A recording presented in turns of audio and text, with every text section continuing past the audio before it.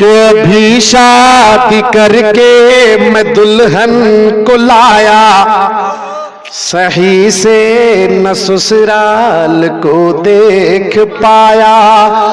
मेहंदी की लाली न फीकी हुई है, क्या कहने मेरी बीवी मुझसे ये कहने लगी है, मैं रहने न पाऊंगी तेरे बिना, अब मैं जीने न पाऊंगी तेरे बिना अब।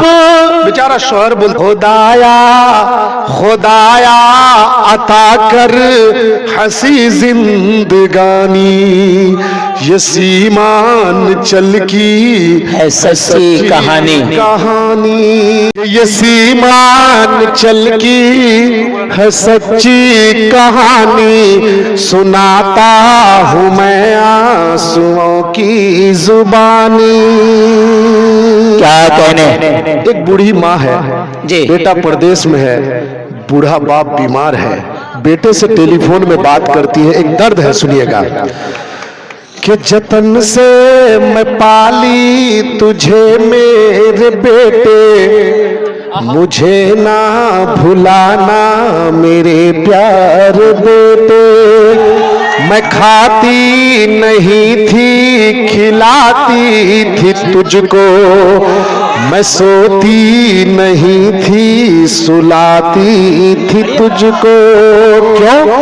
कि तेरा बाप बीमार है मेरे बेटे, तू ही मेरा संसार है मेरे बेटे।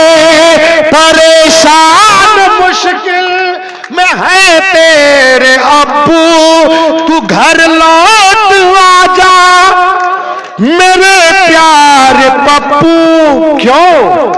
कि तेरे बाप को है, तेरे बाप को है दवाई खिलानी। क्या कहने।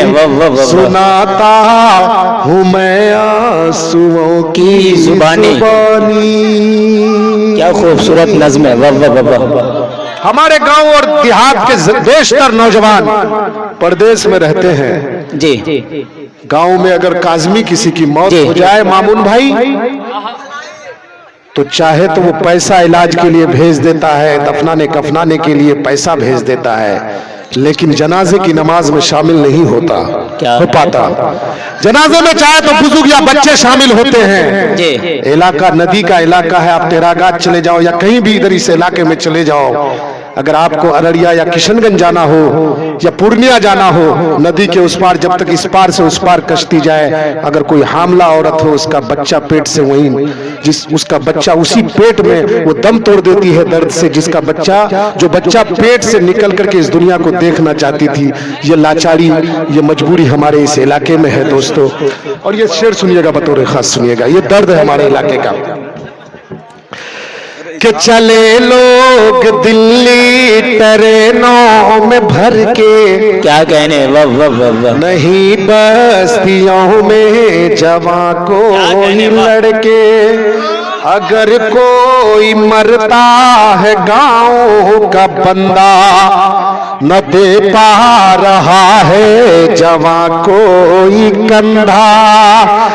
अगर कोई मरता है गांव का बंदा, न दे पा रहा है जवां कोई कंधा।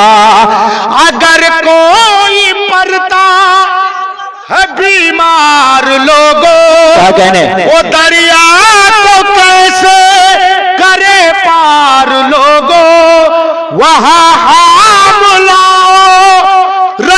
मर रही है ये जालिम हुकूमत, न कुछ कर रही है।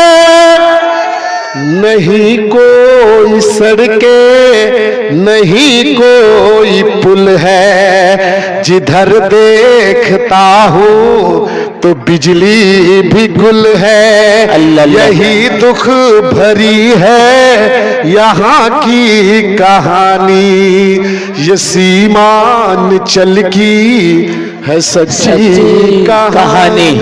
क्या कहने। हमारे गांव के बेशतर नौजवान मुखिया जी, जी हादी भाई और आपके साथ जितने साथी आए हैं तमाम तरह, आप भी सुपौल के इलाके से हो, नौजवान तबका सुनना, दिल्ली पंजाब में जाकर के मेहनत करके लाख 2 लाख रुपया इकट्ठा करते हो, आने के बाद चाहे खुद की शादी करते हो या बहन की शादी करवाते हो, शादी करने का 1 हफ्ता भी नहीं गुजरता, उस नई नवेली दुल्हन की हाथों की मेहंदी का रंग फीका भी नहीं होता। गुर्बत की मारी जिंदगी तुम्हें परदेश जाने पर मजबूर कर देती है, फिर जहेज की मोटरसाइकिल या साइकिल या जेवर बेच करके बंधक दे करके फिर परदेश जाना पड़ता है। एक दर्द है।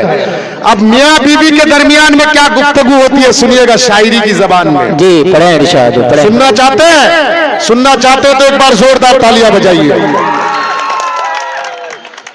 क्यों भी शादी करके मैं दुल्हन को लाया, सही से न ससुराल को देख पाया, मेहंदी की लाली न फीकी हुई है, क्या कहने मेरी बीवी मुझसे ये कहने लगी है, मैं रहने न पाऊंगी तेरे बिना, अब मैं जीने न पाऊंगी तेरे बिना अब।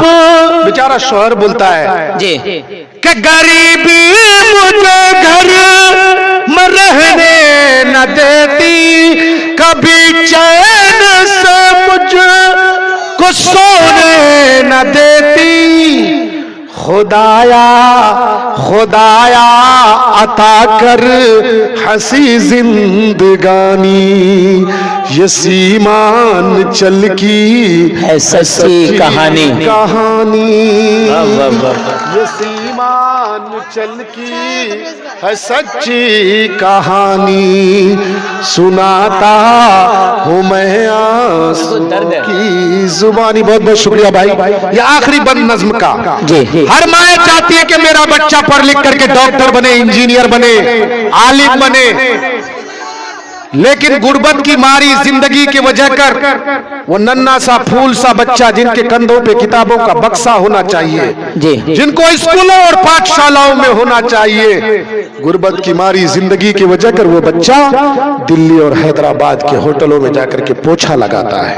क्या कहने वो नन्ना सा फूल सा बच्चा जब अपने घर में रहता है, अपनी माँ के गोद में रहता है, अगर आंगन से निकल करके अगर थोड़ा सड़क की तरफ या खलियान की तरफ जाता है, माँ जलता चूल्हा छोड़ करके भाग के आकर के देखती है कि मेरा बेटा कहीं सड़क में जाकर के कहीं दुर्घटना ना हो जाए या किसी तालाब में ना गिर जाए। लेकिन गरीबी इतनी लाचार कर देती है कि वो फूल सा बच्चा जब दिल्ली और हैदराबाद के होटलों में जाकर के पोछा लगा करके जब पैसा कमाता है तो वो माँ किस तरह से बर्दाश्त करती होगी।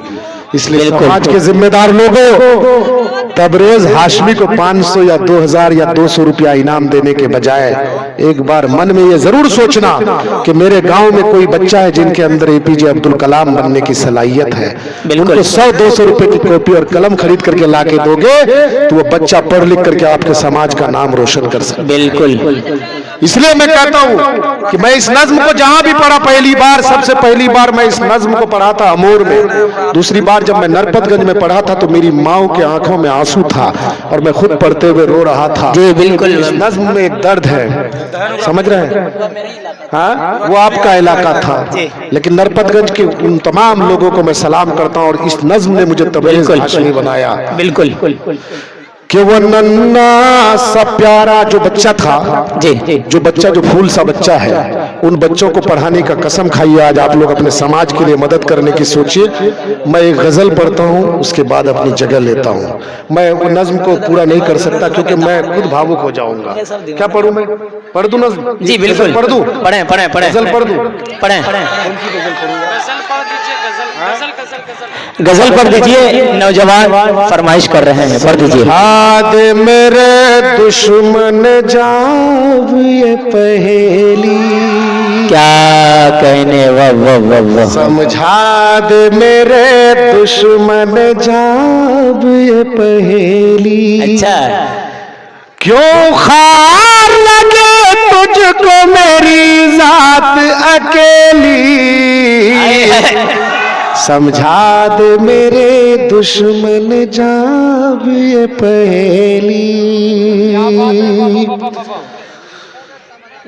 तुम पूछ के देखो तो सही गंगो जमन को, मुरझाने से रोका है बहरहाल चमन को।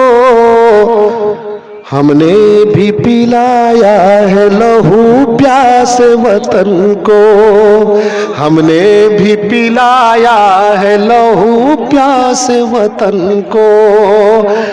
है सुर्ख मेरे खून से, है सुर्ख मेरे खून से, क्या कहने भारत की हथेली।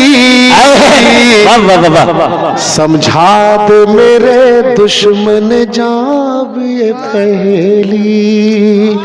समझा दे मेरे दुश्मन जाब ये पहेली। टेपू भी हुआ आजादी का, सयाद भी मैं हूँ। क्या कहने टेपू भी हुआ आजादी का, सयाद भी मैं हूँ। मैं जौहर और शौकत भी हूँ, आजाद भी मैं हूँ। हाँ सरहदी भी हूँ, बर्बाद भी मैं हूँ। हाँ सरहदी भी हूँ, बर्बाद भी मैं हूँ। अरे देती है गवाही मेरी हर चंपा चमेली। समझा दे मेरे दुश्मन जाब ये पहेली। क्या कहने तबरेज भाई, मेरे दुश्मन जा अब ये पहेली। बहुत क्यों खार लगे तुझको मेरी जात अकेली।